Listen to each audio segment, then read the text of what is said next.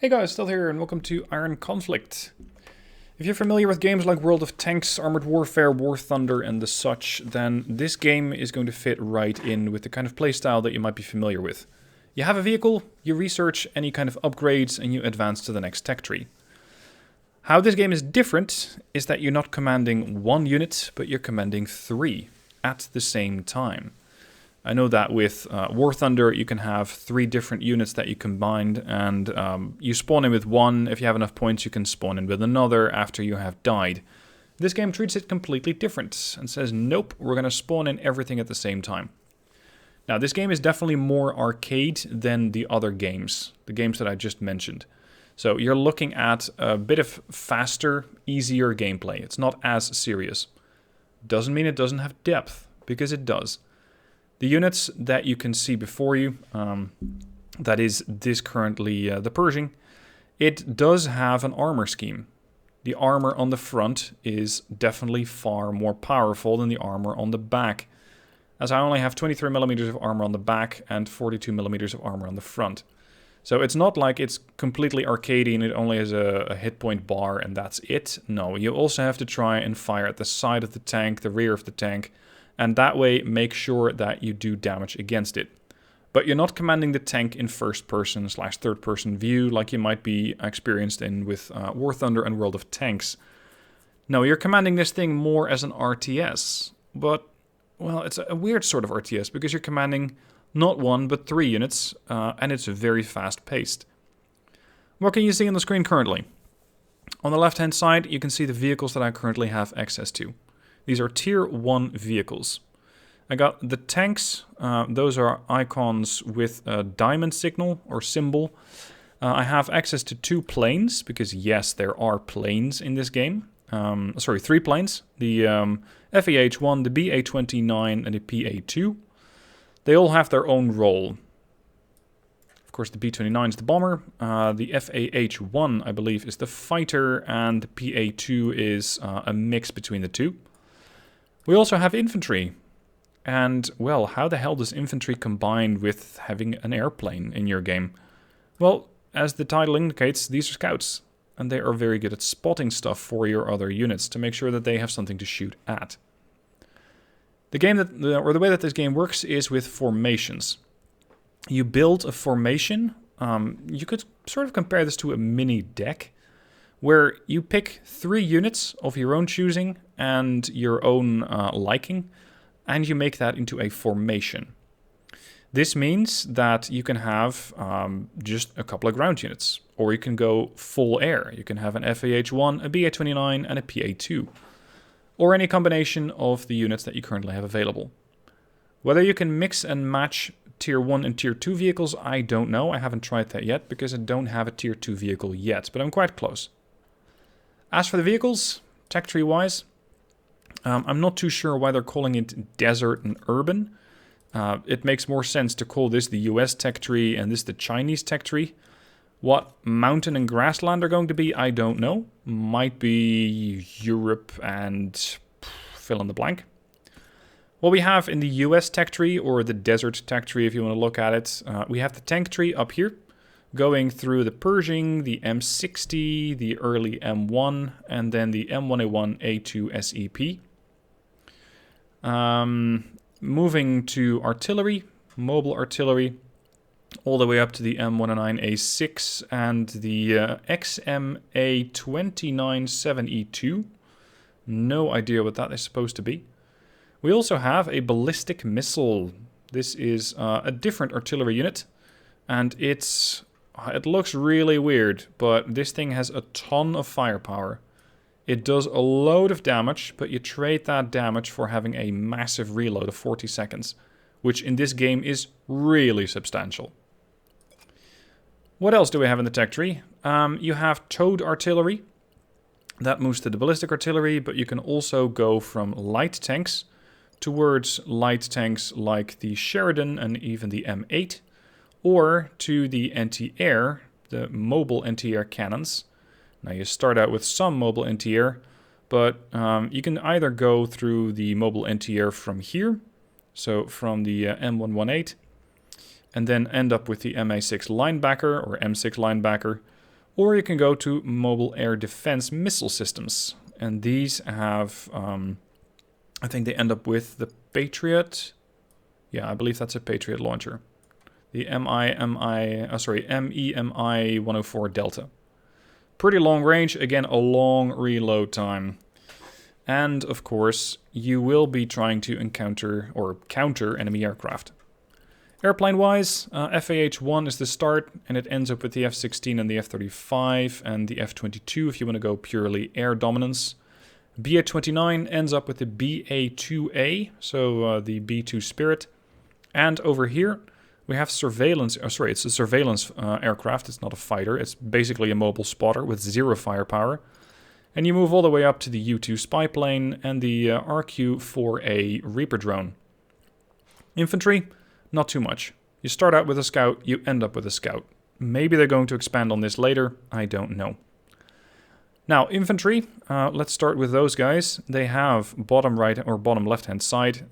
Weapon systems, there's not too much that you can change, but for a vehicle, you can.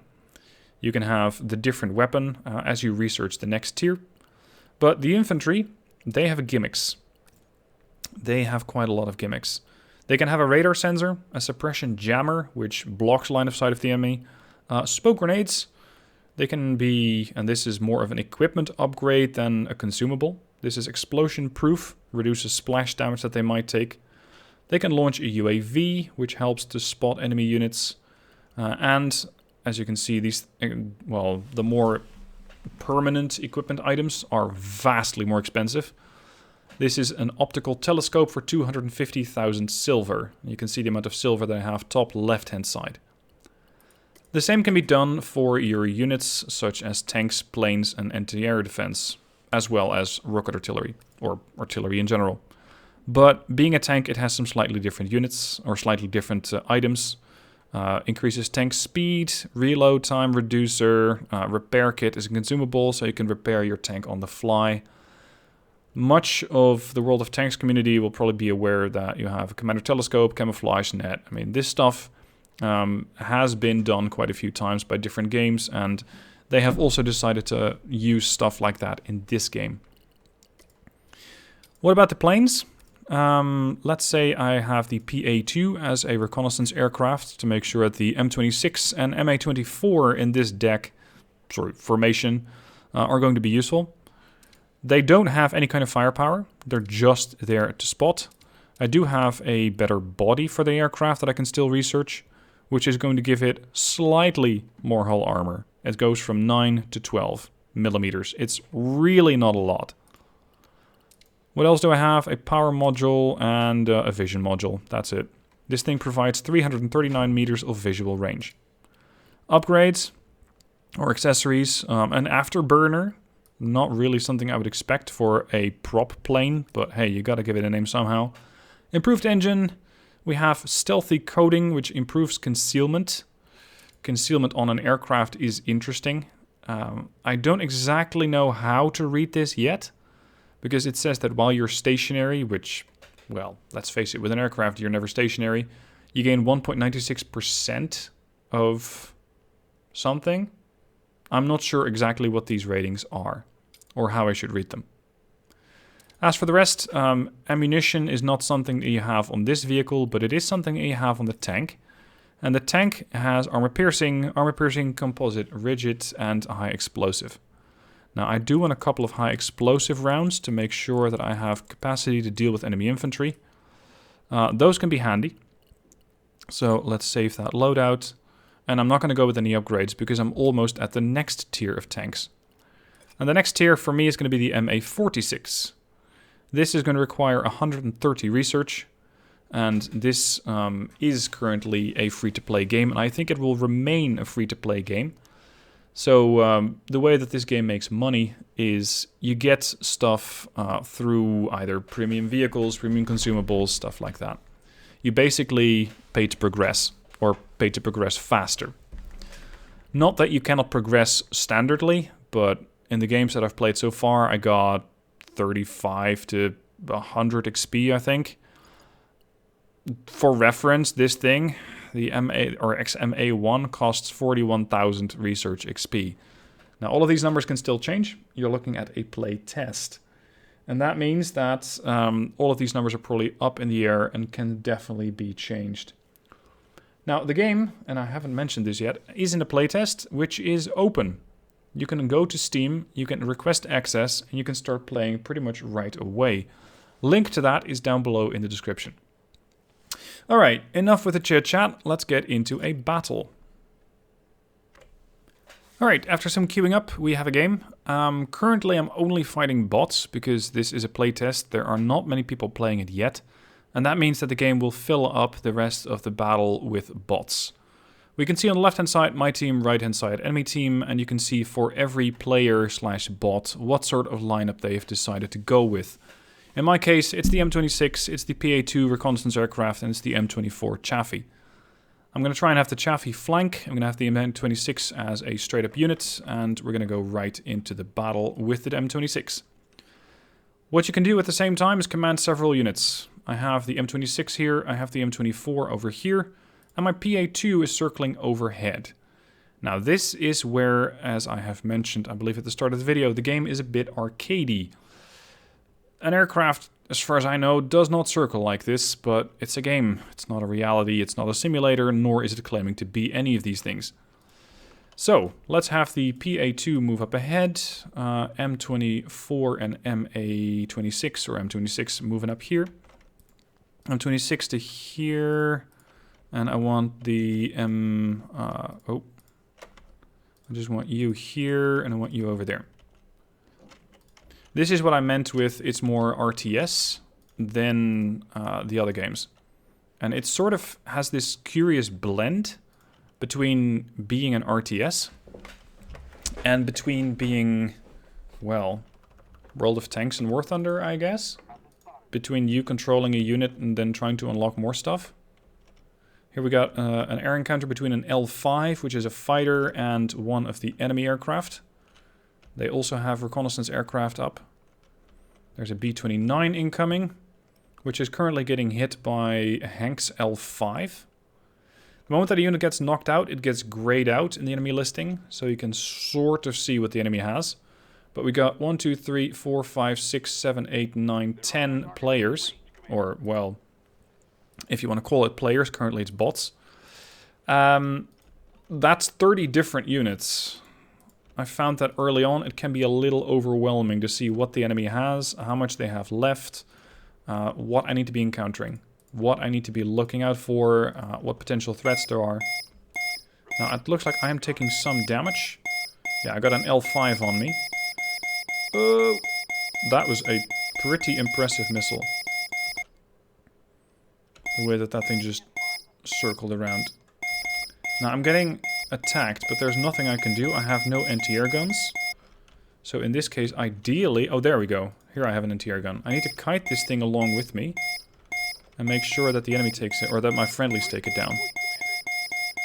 My Chaffee seems to be taking a lot of fire. There was artillery coming in. Oh, fall back. Get the hell out. Also, that beeping is getting really annoying. M26 at the front line. Chaffee holding back a little. I would like to catch that thing. It's going to be a while before I can get there, though. Let's see. It looks like the enemy aircraft are still up. And my PA-2 is still getting locked onto. I'm going to pull it all the way back. No, it might actually be a different unit. It might be the M26 that's getting locked onto. Chaffee is being used currently to hunt down the enemy artillery. If it still is where I think it is. Yeah, I think that's the one. Good lord, that's getting annoying.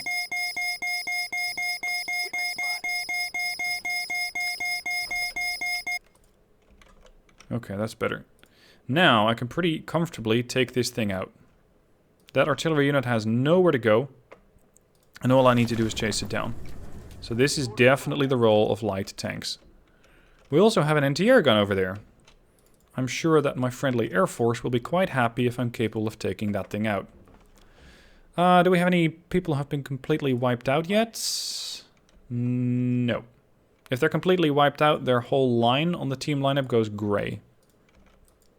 I'm 24 to here. Let's get the PA-2 back to the front line. I want you to circle here about, because I do need a spotter for the M26.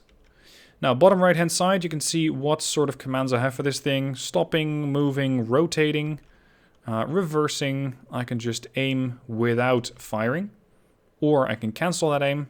I can switch from AP to HE, and I can just fire at will by pressing F, which means that the unit will just fire straight up ahead. What do we have here?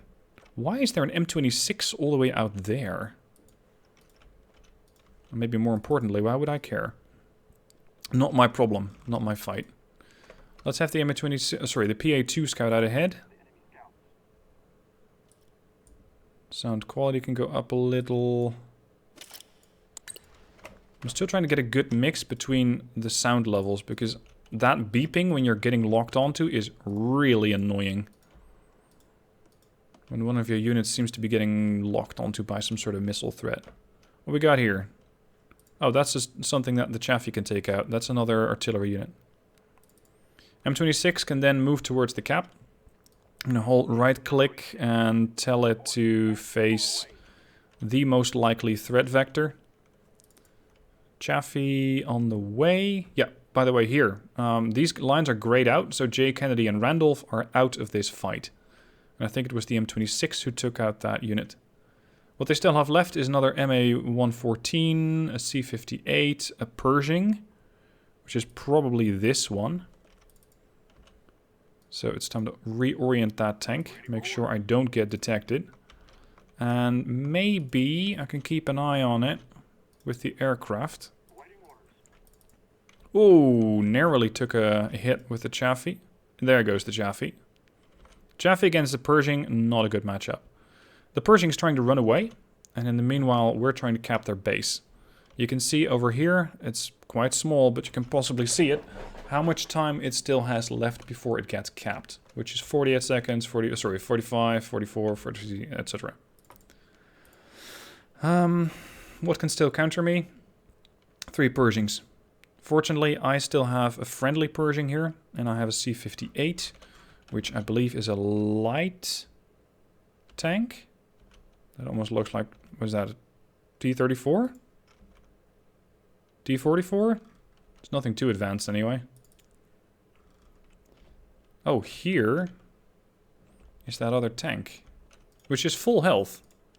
So this bot is making some curious choices, because it does not seem to really be interested in trying to fight back and recapture the base. The PA2 can be used to continuously spot this unit. I'm not sure how that's going to award it with XP, because it doesn't actually do any damage. But maybe spotting damage is an important factor in this game. Now you can see this was a quick game. These are not long matches. They're quick. They're well, they're pretty feisty. And overall, they're not too difficult, shall I say?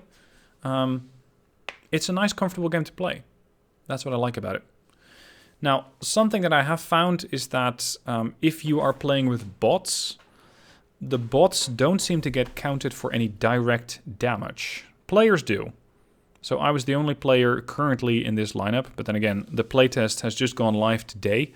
So at the moment, there aren't that many players yet. I really expect more players to start joining in, especially since it is a free-to-play game, and since it is something that you can just pick up and play a bit for yourself. Details-wise, I get a participation award. Let's see. How did this thing gain XP? Assist damage. First victory award. So just daily win.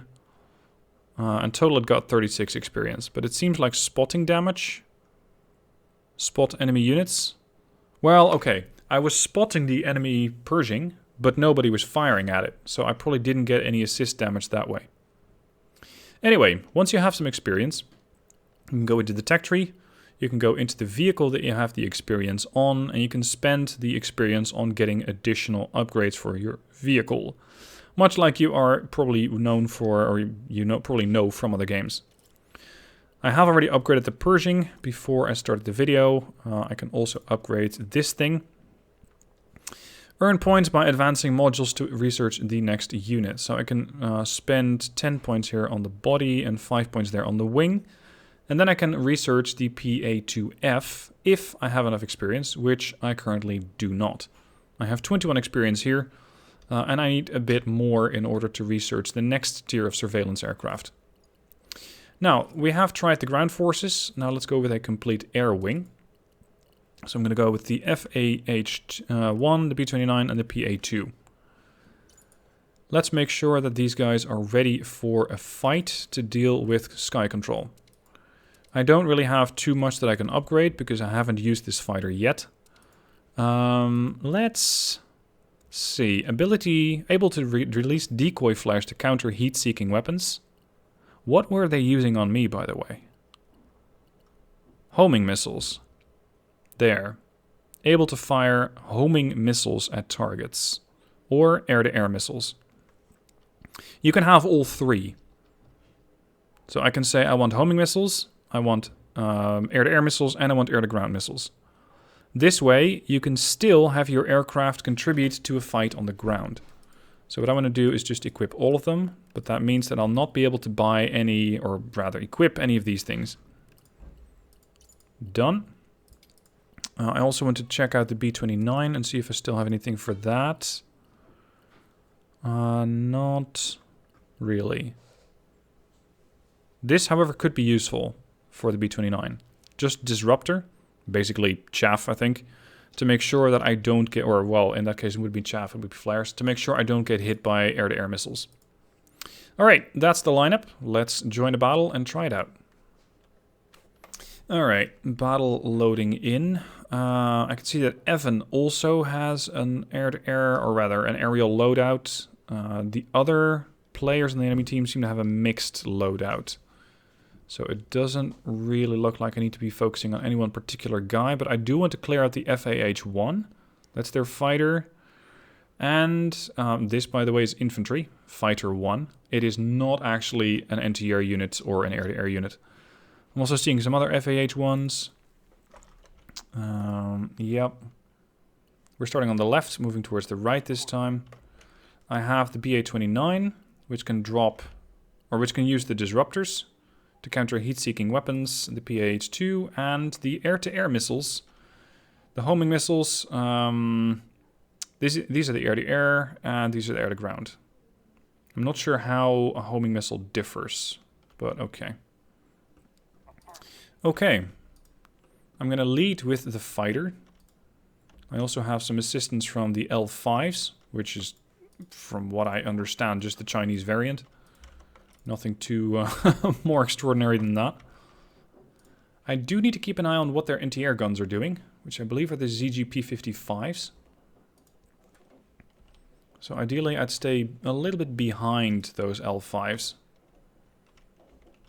I'm going to see if they're getting shot at first, and then I'm going to counter. We got a couple of PA2s over here. Let's deal with those. Those are... Oh, hold on. There's an L5 here. Air-to-air missile. That's your target. Missed. Now to engage. Homing missile. Target down. Missile away. Good hit. That beeping is still really loud. They need to address that. Okay, that's another aircraft done. What else am I seeing? I'm seeing a reconnaissance unit up here. I want that one down. That was... Oh! Yep, I actually hit it. Get over here. There's another BA-29 up there. Missed. These are unguided, aren't they? Yeah, they're unguided. Alright, let's use the guns. I said enthusiastically and then proceeded not to do it. Splash damage. Go on then.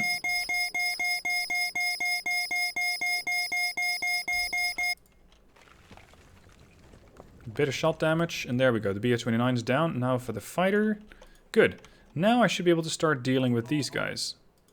So let's have the bomber go after the guys here. And also have the PA2 advance. This is a fighter group.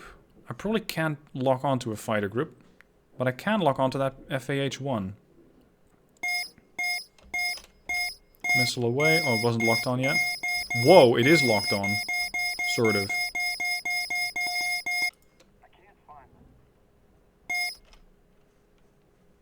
Go on, this way please. It's a bit busy here. I'm taking quite a lot of damage. I don't think I'll be able to survive this. That means that the BA-29 has to veer off, and so does the PA-2.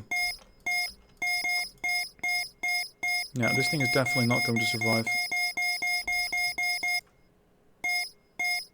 Nope, no hits.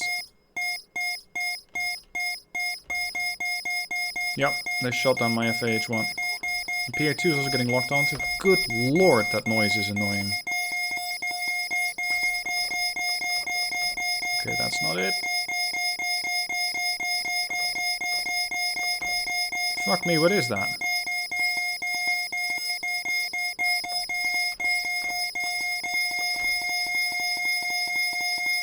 What the hell?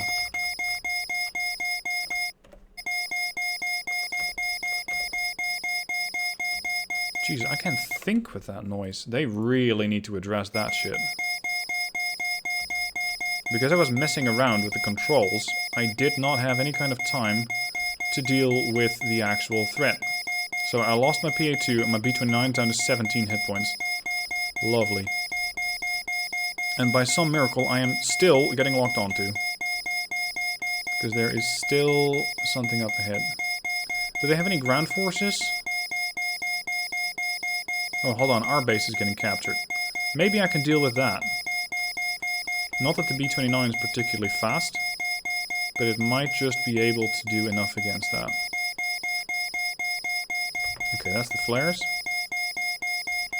Oh, right. So I need to... Gotcha. There wasn't an aircraft tutorial, but apparently if you're using a B-29 or any other kind of bomber, you need to manually drop the bombs by pressing F. So what I need to do now is get over to the base, keep an eye on that circle, and just carpet bomb the area. I'm still getting locked onto, but I don't know by what. Oh! That might have something to do with it. I can't counter that, I think. Whoa, I can... Oh yeah, there's a tank down there. Okay. Oh crap, I can't drop yet. It's reloading. Well, at least I pushed him out of the cap. But that probably won't last forever. Let's try this again. New approach. Turns on not quite a dime, but... No. I splashed him again. Probably gonna have to do that a few more times. We're still getting capped. I don't have a spotter here. Yay, got him. Carpet bombed the MA-26 down. Okay, good. That counters that. Now these guys cannot lock onto me, so I'm not sure who is locking onto me.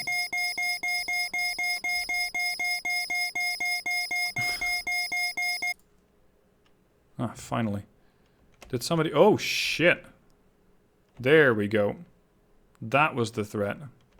Another FAH-1. That is the thing that finally took me down. So now I have nothing left to play with. I'm effectively out of the battle, but I can still spectate. It looks like we still have some guys in this fight. I'm not too sure what these scouts are doing. Then again, these are just bots. Not that I have too high of an opinion of players generally in multiplayer games, but hey-ho. We're seeing fairly long-range fire from a ZGP-55 to try and deal with a Pershing. At that range, that seems optimistic. We've got scouts and fighters dealing with it, and we have a fight between two Pershings over here. Who is going to win this one? Close shot.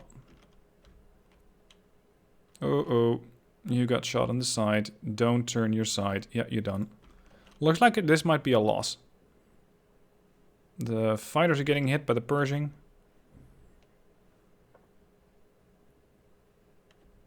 Yeah, this is not going to go well. Right. Well, with the exception of that annoying lock-on noise, I'll definitely talk to the devs about that because that is driving me insane. I quite like this game. I think it has a lot of potential. There are some things that I don't quite like about it, like the detection noise, and the battles sometimes seem a bit too fast-paced. Like you don't really have time to do much before your units are getting killed off. And especially multitasking is going to be critical in this game. You need to be looking not at one unit, but at all 3 units together. Try and keep them together. Otherwise, you'll find that you're not able to control everything. Sometimes it might go better because you already get a good combination. Let's say 2 light or a light tank, a medium tank, and an anti-air gun. In the case of what I was doing now with the 3 planes, not ideal. Not ideal. Anyway, this is Iron Conflict, linked down below in the description. I also linked the Discord down below in the description in case you want to have a, well, if you have any questions about the game, you can ask them right there.